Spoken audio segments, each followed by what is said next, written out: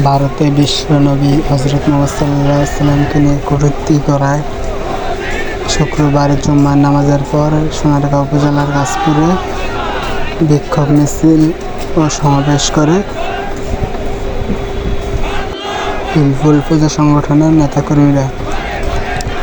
ভারতে হজরত মুহাম্মদ সাল্লাল্লাহু আলাইহি ওয়াসাল্লামকে নিয়ে কটূক্তি করায় সারা বাংলাদেশে তীব্র আন্দোলন এবং বিক্ষোভ হচ্ছে।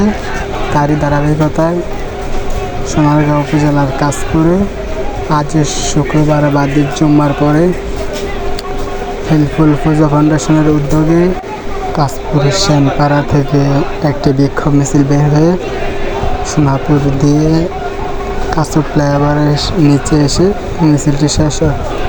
মিছিলে বক্তব্যে বলেন যে বাংলাদেশকে নিয়ে আগেও কটূক্তি করেছে, এই কটূক্তি আর হতে দেওয়া হবে না।